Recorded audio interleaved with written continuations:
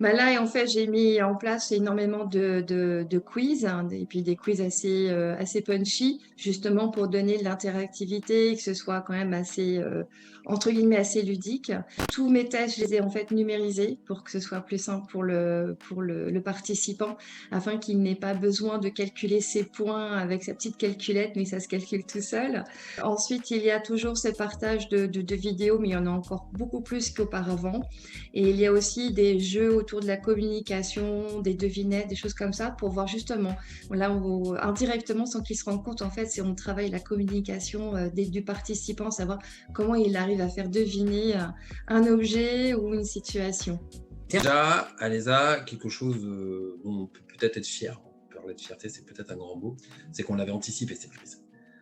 C'est-à-dire que nous, l'ensemble de nos formateurs, l'ensemble de nos alternants ont été formés à un logiciel de visio à peu près 2 semaines avant le premier confinement en 2020.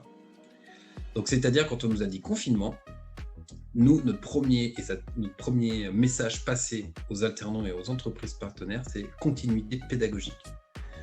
On a fait l'ensemble, c'est-à-dire 100% de nos cours ont été maintenus. Donc maintenus en visio sur le premier confinement, dans un premier temps.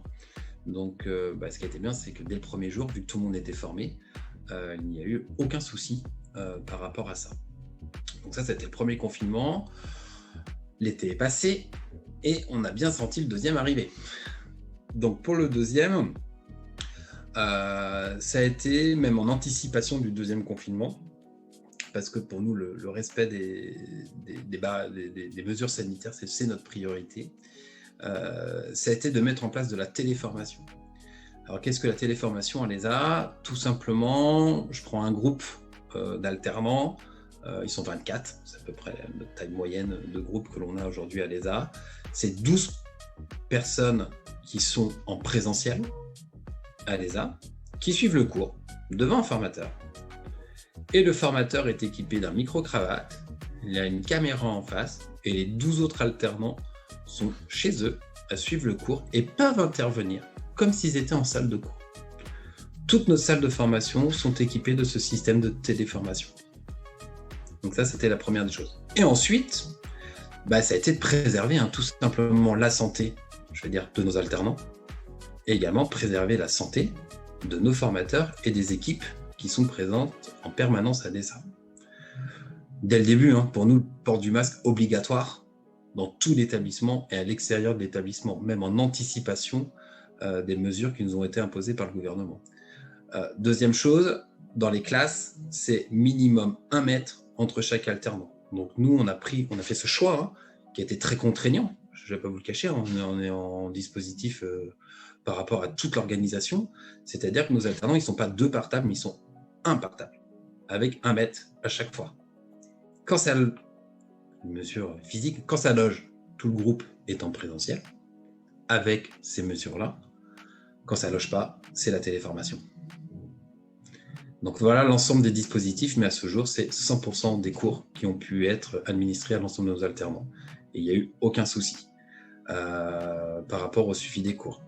Après, les autres soucis, c'est un peu récurrent à tous les autres établissements, c'est comment gérer les décrocheurs. Et là, on en a eu.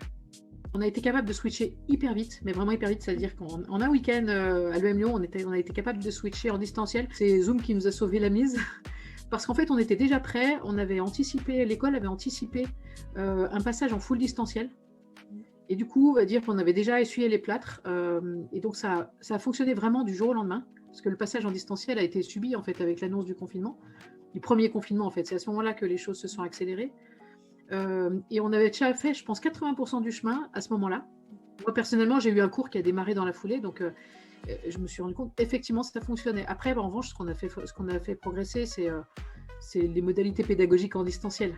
Oui. En restant bien connecté avec les étudiants pour comprendre ce qui les intéresse, ce qui marche pas, et c'est quand même, il y a un effet de lassitude pour eux qui est pas négligeable. Là, pour tout vous dire, là, sous les yeux, j'ai une petite page en fait qui est issue en fait d'une réunion de feedback qui avait été organisée à l'EM Lyon avec les étudiants pour avoir leur feedback sur l'expérience en distanciel, pardon.